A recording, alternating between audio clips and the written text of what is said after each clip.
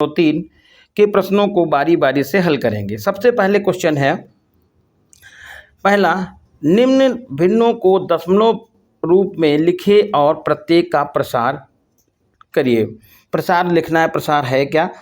तो देखिए यहाँ पर जैसे भिन्न कोई है, ये मान लीजिए अंश और ये हर है, तो इसमें सबसे पहले इस भिन्न में हर के गुणनखंड करेंगे और हर यदि 2 की पावर n या 5 की पावर m और या 2 की घात n गुणे 5 की घात m के रूप में ये हर है, या तो हर में पहली शर्त लागू हो रही हो 2 की घात n हो, या दूसरी शर्त हो 5 की घात m हो, या इसमें दोनों शर्तें लागू, ये तीसरी शर्त लागू हो कि इसमें 2 की घात n और 5 की घात m दोनों हों। तो वह भिन्न जो होगी वह भिन्न शांत प्रसार होगी, यानी वो प्रसार, उसका क्या प्रसार होगा? शांत प्रसार होगा। तो अब यहाँ देखिए पहला क्वेश्चन है,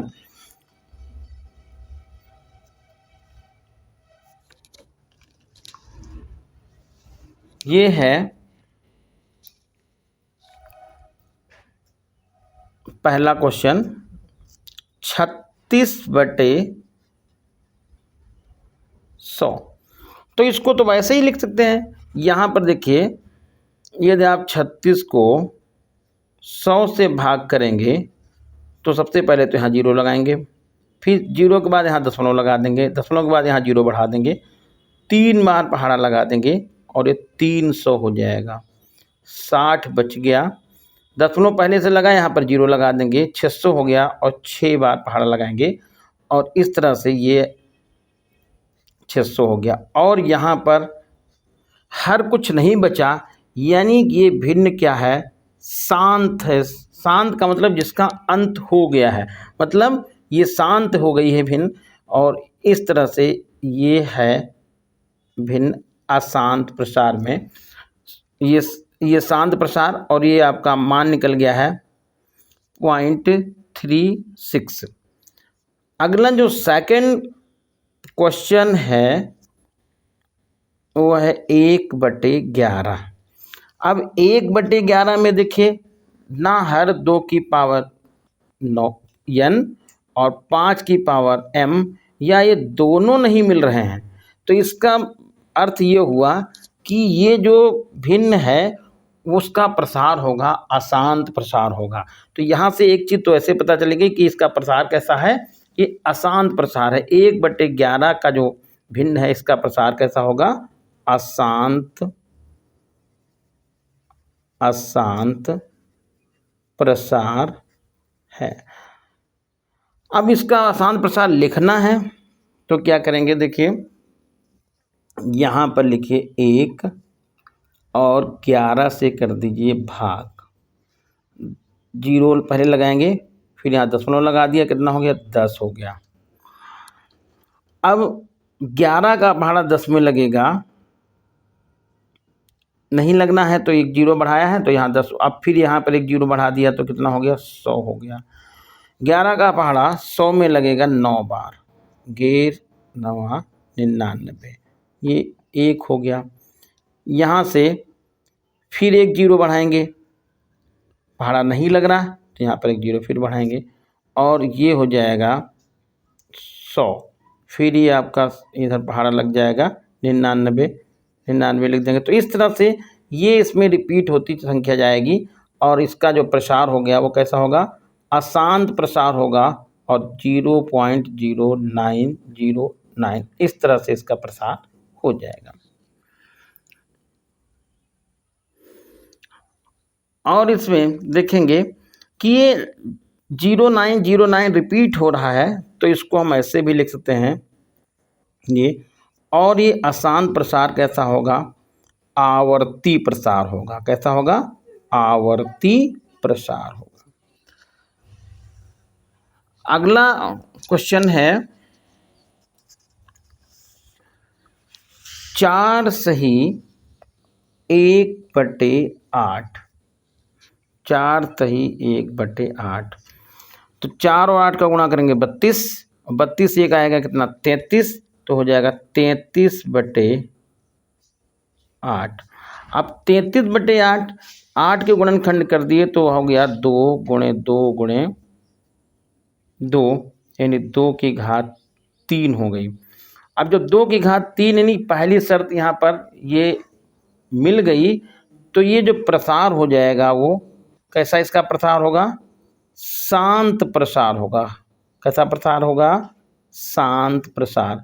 अब शांत प्रसार इसका लिखना है, तो शांत प्रसार लिखने के लिए क्या करेंगे, 33 को 8 से भाग करेगा, तो 8 चौके 32 हो गया, 1 बचा, दशमलव लगा दिया, 0 हो जाएगा। 8 एकन्ना 8 हो गया, 2 बचा, 0 बढ़ाया, 8 दूनी 16 हो गया, 4 बचा और 0 बढ़ाया, ये 5 बार लग गया। तो ये प्रसार हो गया 4.125, और ये प्रसार कैसा हुआ, शांत प्रसार हो गया। अगला क्वेश्चन है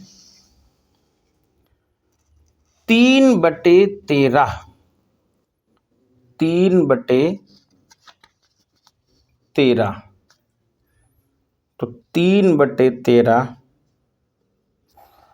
3/13, 13 के जो गुणनखंड करेंगे तो यह 1 गुणे 13 होगा। तो इसमें ये कंडीशन नहीं मिल पा रही है, ये जो तीनों बताई थी ये तीनों नहीं कंडीशन मिल रही है। ना 2 की पावर n है, ना 5 की पावर m है, ना 2 की पावर m, 5 की पावर m दोनों हैं। इसलिए इसका जो प्रसार होगा वो अशांत प्रसार होगा।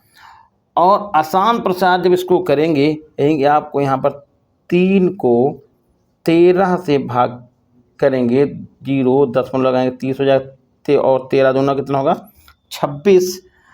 तो ये जो संख्या मिलेगी वो कुछ हो जाएगी 0.230, कुछ इस तरह के रूप में मिल जाएगी। तो इसमें कोई नंबर रिपीट हो नहीं रहा, तो ये अशांत प्रसार और क्या होगा, अनावर्ती होगा। कैसा होगा, अनावर्ती, अनावर्ती प्रसार होगा, अनावर्ती प्रसार। अब अगला क्वेश्चन देखेंगे, ये है 2/11। तो 2/11 में देखिए, इसमें भी वही चीज है। 2/11 में ये 11 में कोई कंडीशन नहीं बन पा रही है, ना 2 की पावर n है, ना 5 की पावर m है, ना 2 की पावर m और 5 की पावर m दोनों हैं। तो इसलिए यह भी प्रसार क्या हो जाएगा, ये भी प्रसार होगा अशांत प्रसार, अशांत प्रसार होगा। अब जो इसको भाग करेंगे, तो भाग करने पर ये देखिए, 2 को 11 से भाग किया, दशमलव यहाँ पर लगा दिया, तो ये 20 हो गया, 11 एकन्ना 11 हो गया, ये 9 बच गया, 8 बार लगा दिया है, 11 8 88, 2 बचा, फिर यहाँ पर ये 0 हो गया, फिर एक बार पहाड़ा लगेगा तो ये आएगा 11, फिर 9 हो जाएगा। इस तरह से एक क्रम चलता जाएगा, और यहाँ पर जो इसका प्रसार हो जाएगा वो 0.1818 कुछ इस तरह से होगा। तो ये प्रसार है अशांत, लेकिन ये 0.18 यानी 18 संख्या क्या हो रही है, ये रिपीट हो रही है, इसलिए ये होगी आवर्ती प्रसार, अशांत आवर्ती प्रसार होगा। लास्ट क्वेश्चन है, ये है 3290, 3290 है, 3290, और इसमें हर कितना है 4, तो 3290/400 है। इसमें सबसे पहले तो यहाँ पर देखिए, चाहे आप ऐसे है ये देख लीजिए, ये भी गुणनखंड हो रहा है, यानी कि यहाँ पर 2 की पावर n और 5 की पावर m मिल रहा है। इसका मतलब यह हो गया कि ये जो भिन्न है इसका प्रसार होगा शांत प्रसार। कैसा प्रसार होगा? शांत प्रसार। अब शांत प्रसार निकालने के लिए क्या करिएगा, यहाँ पहले तो हम 0 हटा सकते हैं, तो 329 को भाग कर दिया है 40 से, तो चाहे दशमलव हटा के 0 हटाइए, दशमलव यहाँ लगा दी, 4 और 8 32 हो गया, दशमलव यहाँ लगा दीजिएगा, 9 हो जाएगा, 4 दूनी 8 आ जाएगा, 1 बचेगा और 1 बचेगा, यहाँ 10 हो गया, 4 दूनी 8 और 4 पंचे 20। इस तरह से जो नंबर आपको मिला वो नंबर मिला 8.25। ये प्रसार हुआ और ये प्रसार शांत प्रसार है, ये आंसर हो गया। अब सेकंड क्वेश्चन की तरफ चलते हैं। सेकंड क्वेश्चन ये है, आप जानते हैं कि 1/7 बराबर 0.142857 ये आवर्ती प्रसार है। वास्तव में एक लंबा भाग दिए बिना क्या आप ये बता सकते हैं कि 2/7, 3/7, 4/7, 5/7 और 6/7 के दशमलव प्रसार हैं?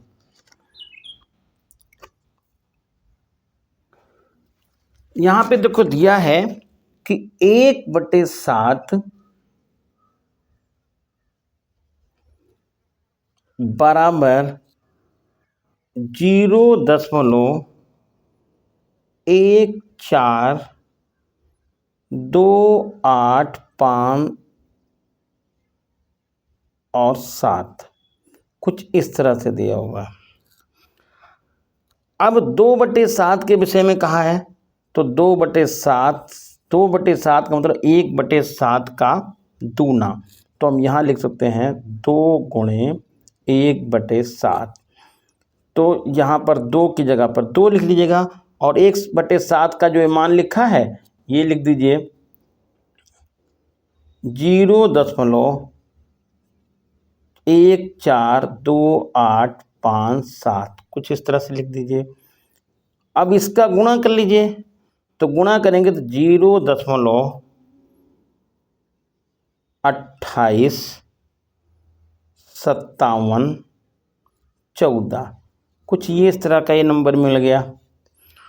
अब यदि हम यहाँ पर पुनः 3/7 की बात करें, तो 3/7 बराबर हो जाएगा 3 गुणे 1/7 और यहाँ लिख देंगे 3 गुणे, और 1/7 का मान है 0.142857। इसका गुणा करेंगे तो यह आ जाएगा 0.4285 और 71। इस तरह से इसमें हम ये 4/7 ये लिखेंगे तो 4/7 हो जाएगा 4 गुणे 1/7। इसका गुणा करेंगे तो ये हो जाएगा 4 गुणे 0.142857। इसका गुणा करेंगे तो आएगा ये 0.571428। ये इस तरह के नंबर तुमको कुछ मिलते चले जाएंगे। तो यहाँ पर ये था कि ये 2/7, 3/7, 4/7, 5/7 और 6/7 के प्रसार क्या हैं।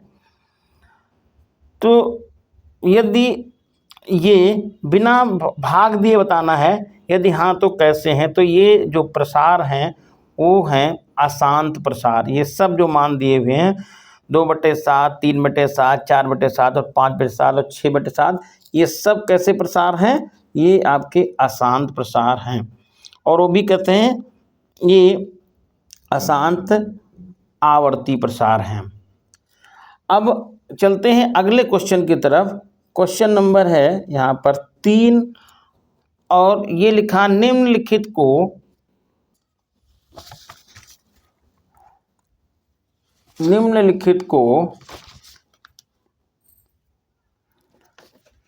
P व Q के रूप में व्यक्त कीजिए, जहां P व Q पूर्णांक है और Q is not equal to 0। तो देखिए यहाँ पर जो पहला क्वेश्चन है, इसमें पहला पार्ट है 3 नंबर का, 0.6 बार ये लिखा हुआ है।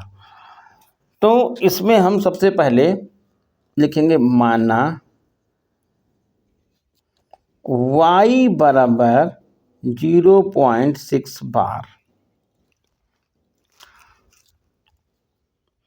तो हम इसको y बराबर लिख सकते हैं 0.6, फिर 6 बार लिखा हो तो ऐसे हम लिखते चले जाएंगे, इस तरह से लिखते आगे जाएंगे।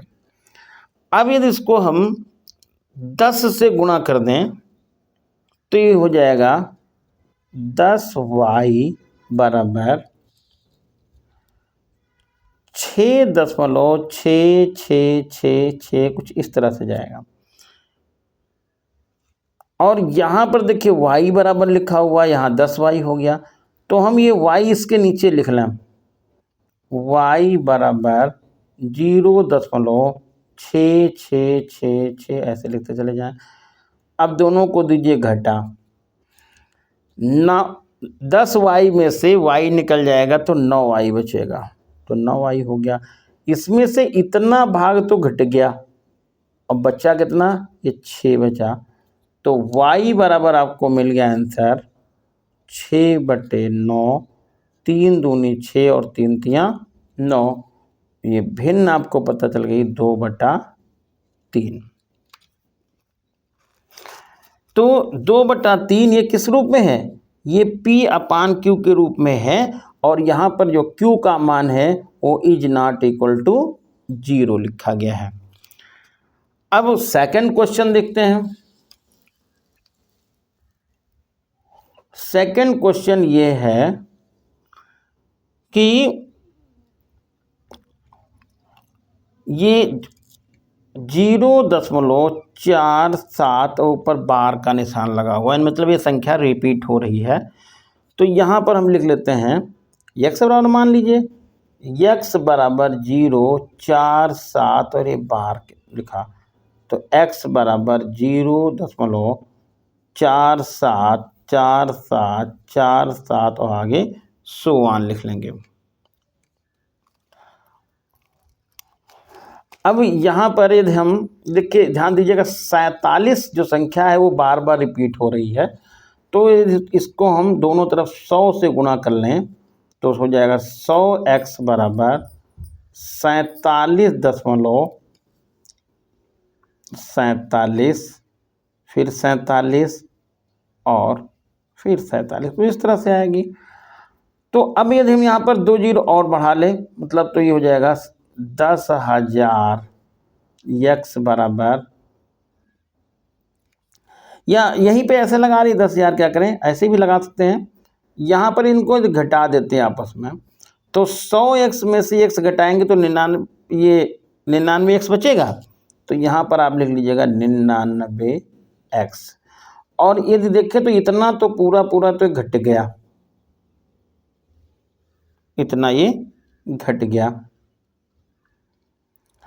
तो ये बचेगा 47/99।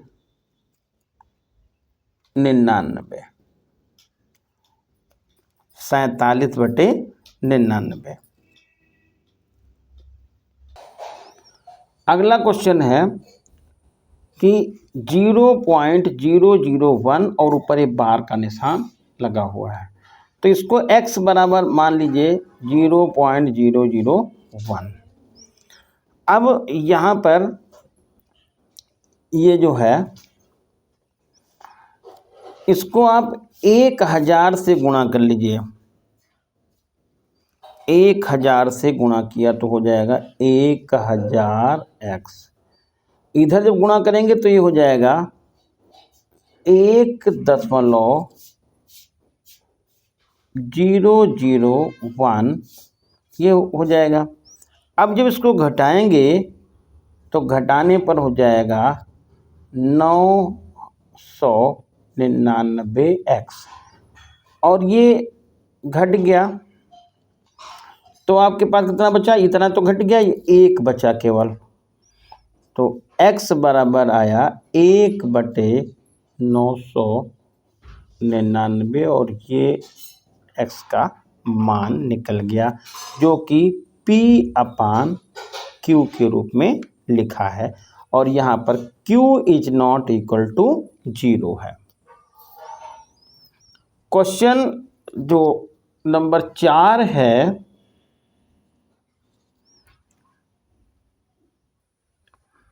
क्वेश्चन 4 क्या है, 0.9999 ये रिपीट हुई संख्या है को P/Q के रूप में व्यक्त कीजिए। क्या आप अपने उत्तर से आश्चर्यचकित हैं? अपने अध्यापक तथा कक्षा के सहयोगियों के साथ उत्तर की सार्थकता पर चर्चा कीजिए। तो ये बताना है कि ये जो इसका आंसर निकलेगा P/Q के रूप में जब निकलेंगे तो वो आश्चर्यचकित होने वाला है क्या? तो कैसे करेंगे जरा देखिएगा। यहाँ पर आप लिख लीजिएगा x is equal to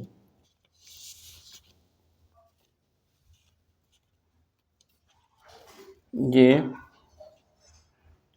x बराबर आप मान लीजिए 0.9999 और इस तरह से लिखते चले जाएंगे। ये हो गया।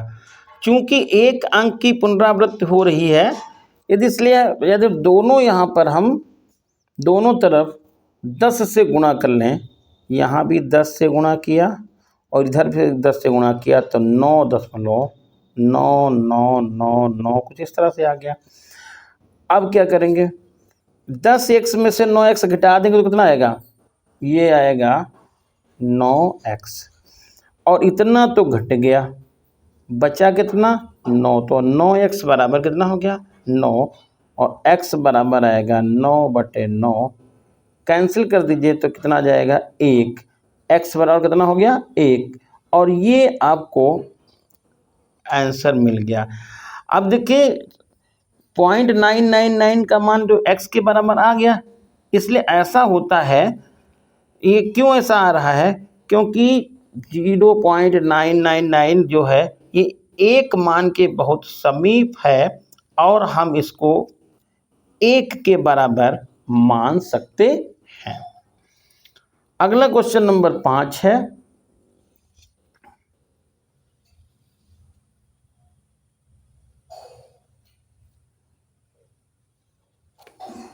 एक बटे 17 के दशमलव प्रसार में अंकों की पुनरावृत्ति खंडों में अंकों की अधिकतम संख्या क्या हो सकती है।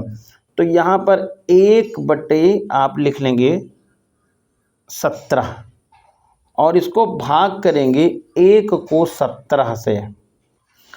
तो 1 को जो 17 से भाग करेंगे तो कुछ इस तरह से लग जाएगा। यहाँ पर देखिए 0 पहले बढ़ाएंगे, फिर दशमलव लगाएंगे, 10 हो जाएगा। 10 से नहीं लगेगा तो यहाँ पे 0 और 1 बढ़ा लेंगे, 100 हो गया। और 17 पचे 85 हो गया, यानी 85 आ गया। फिर 15 बच गया, 15 यहाँ पर 0 बढ़ा लेंगे तो 17 का पहाड़ा 150 में ये 8 बार लगेगा, 136। तो इस तरह से हम इसका भाग देते चले जाएंगे और इसको जब देखेंगे तो ये आपसे पाना कितने अधिकतम पुनरावृत्ति खंड में अंकों की अधिकतम संख्या कितनी हो सकती है, एक ही इसको हम ऐसे भाग देते चले जाएंगे। फिर ऐसे कितने अंक के बाद पुनः अंकों की पुनरावृत्ति होगी। तो जब इसको हम भाग करेंगे तो इस तरह से पहाड़ा लगाते चले जाएंगे, और जब 16 अंक होंगे तो 16 अंक के बाद फिर पुनः वही जो संख्या है वो पहली वाली ही रिपीट होगी। पहली वाली का मतलब ये यहाँ पर 0 रिपीट होगा। कितने अंकों के बाद? 16 अंकों के बाद रिपीट होगा। तो अगला क्वेश्चन देखेंगे। फिर क्वेश्चन नंबर है ये 6। ये क्या है? P/Q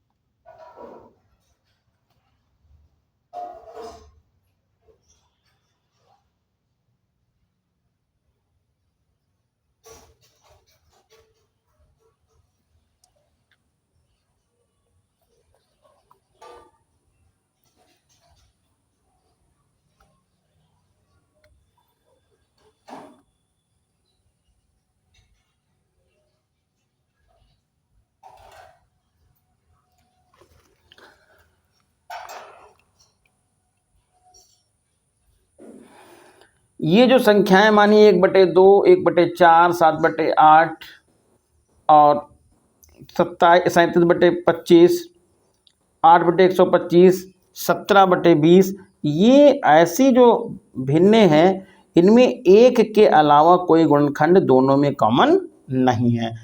तो अब हम लिखेंगे सभी रूपों में एक ऐसी प्राकृतिक संख्या को सोचते हैं जो इसमें हर से गुणा करते हैं तो 10 की घात मिल जाती। मतलब यहाँ पर हम ऐसी कोई नंबर सोच लें, जैसे 1/2 है। ध्यान देना थोड़ा सा, 1/2 में क्या करेंगे, हम ऐसा कोई नंबर सोचें कि इसको हम गुणा कर दें तो यहाँ पर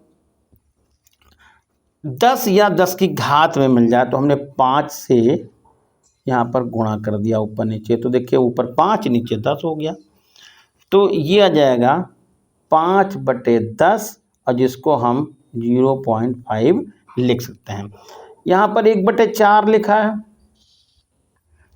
1/4 में यदि हम इसको गुणा कर लें 25 से, तो 25 से गुणा करने पर ये हो जाएगा 25/100। 25/100 और 25/100 हो जाएगा 0.25।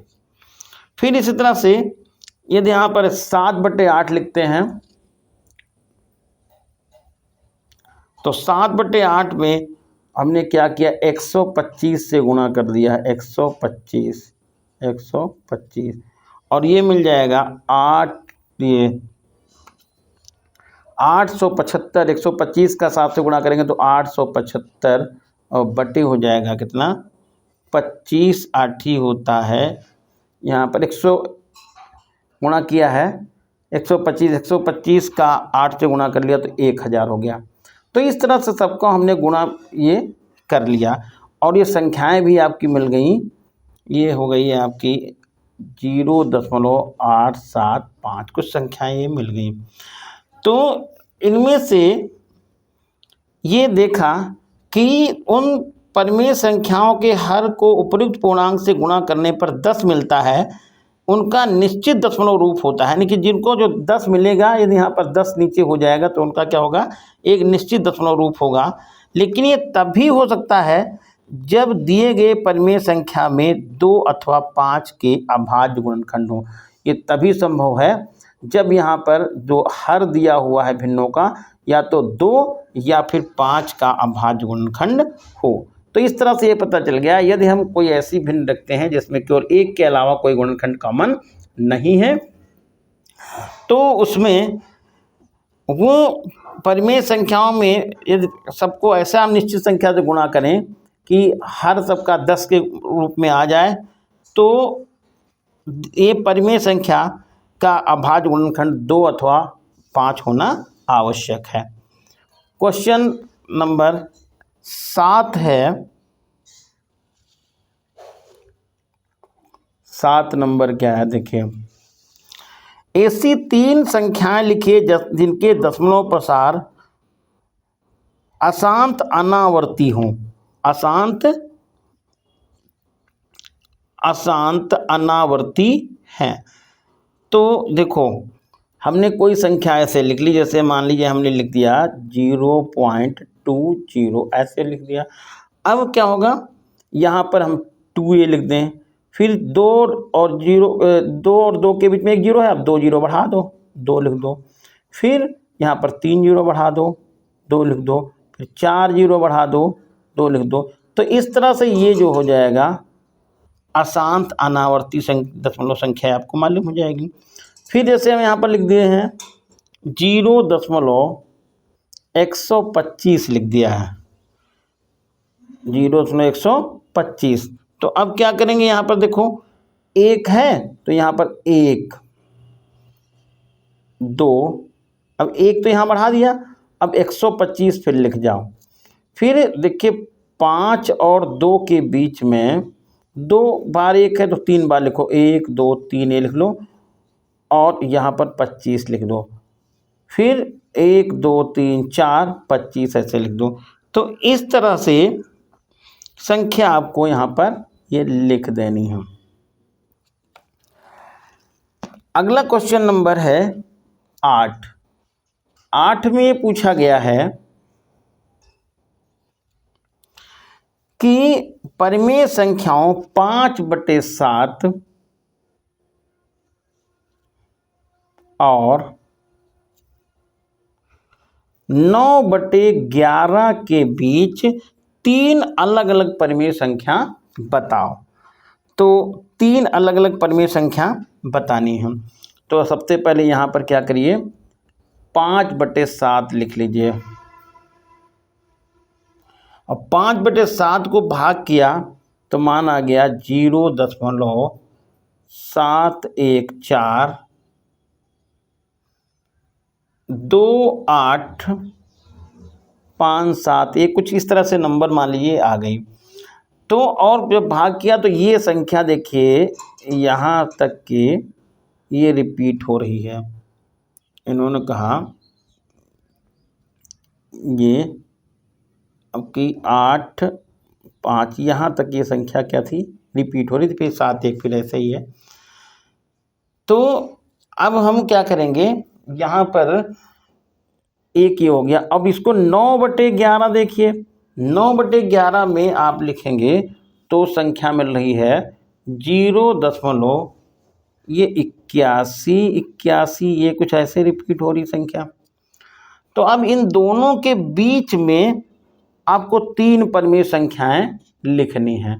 तो यहाँ पर आप सबसे पहले क्या देखिए 714 और 818 के बीच कोई भी नंबर ये आप सोच लीजिए। तो जैसे हमने यहाँ पर ये पहली अपरिमेय संख्या लिखनी है, तो हमने पहले नंबर में लिखा 714 और 818 के बीच में संख्या लिख दी हमने 720, ये लिख दी, 0 लगा दिया, दशमलव लगा दिया, 720 हो गया।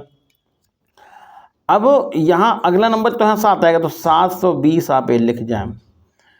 अब देखो 2 और 7 के बीच में 1 का 0 तो है, अब यहाँ पर 2 0 तुमको लिखना, तो 1 0 और बढ़ा दीजिएगा और यहाँ पर 720 लिख दीजिएगा। फिर 2 0 आ गए तो आपको 3 0 बढ़ाना है, तो 3 0 बढ़ा दीजिए, 720 लिख दीजिए। तो इस तरह से आप इसमें एक अपरिमेय संख्या लिख सकते हैं। आप जैसे सेकंड टर्म में हम देखें तो इस तरह से हमने जैसे 730 लिख लिया है। तो 730 में क्या होगा, ये 730 लिखना है तो 730 और लिख देंगे। अब देखो यहाँ पर 3 और 7 के बीच में 1 0 आ रहा है, तो अब यहाँ पर 2 0 बढ़ाएंगे और 730 लिखेंगे। फिर यहाँ पर 2 0 हो ही चुके हैं, तो 2 0 और बढ़ा के 3 0 बीच में कर दिएगा 730। इस तरह से हम ये दूसरी परिमेय संख्या को भी नोट कर लेंगे। अब जो तीसरा जो है तीसरी परिमेय संख्या, इसमें भी हमने क्या मान लिया, मान लीजिए 750 हमने ले लिया है, तो अब 750 ले लिया, 750 फिर लिखना है तो 750 लिख दीजिए।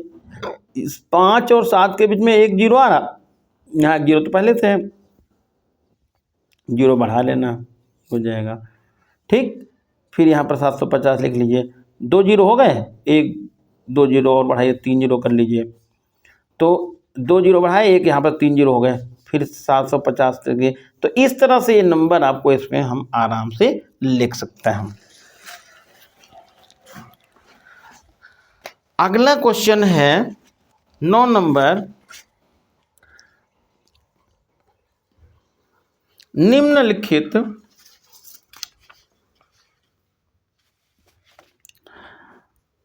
परिमेय तथा अपरिमेय संख्याओं को बताइए, नहीं कि जो संख्याएं लिख रखी है √23, √225,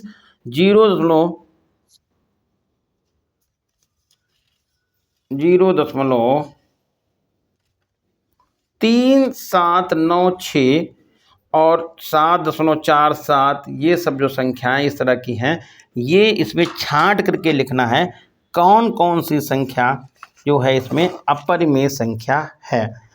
तो देखिए यहाँ पर जो पहला नंबर है, ये पहला नंबर ये दिया हुआ है √23, तो √23 एक अपरिमेय संख्या है। कौन सी संख्या है ये? अपरिमेय संख्या है, अपरिमेय संख्या है। अब ये √225 है, 225 का वर्गमूल निकालेंगे तो हो जाएगा 15, और 15 को बटे 1 में लिख सकते हैं, तो ये संख्या हो गई परिमेय। फिर देखिए ये है 0.3796, ये दिया हुआ है, तो यदि इसको यहाँ पर देखेंगे तो हमारे पास इसको इस तरह से लिख सकते हैं, दशमलव हटा दिया, 1 लिख दिया, 1 2 3 4 जीरो लगा, 1 2 3 4 जीरो लगाए, तो अभी हो गया 3796 और 1 के आगे 4 जीरो, और ये भी हमारी संख्या कौन सी मिल गई? परिमेय संख्या। अगला जो है चौथा क्वेश्चन है 7.478474, ये है। तो इसमें देखिए 478 ये रिपीट हो रहा है। जब रिपीट हो रहा है तो ये हो जाएगी आवर्ती अपरिमेय संख्या। कैसी? आवर्ती संख्या ये है, आवर्ती संख्या। ये आवर्ती परिमेय संख्या है। कैसी है ये? आवर्ती परिमेय संख्या है। फिर लास्ट नंबर है 1.101001000, इस तरह के नंबर लिखा हुआ है। तो क्या करेंगे इसमें, देखिए ये दशमलव प्रसार का अशांत अनावर्ती है, और यह एक जो संख्या है वो अपरिमेय संख्या है, अपरिमेय संख्या है। तो इस तरह से ये एक्सरसाइज 1.3 NCERT के सब क्वेश्चन हल करा दिए गए हैं। आप इनको मेहनत से घर पे दोबारा इसको देख सकते हैं, समझ सकते हैं, और कोई मुश्किल है तो आप कमेंट करके बताइए।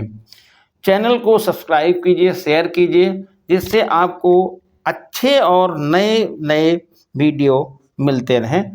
धन्यवाद।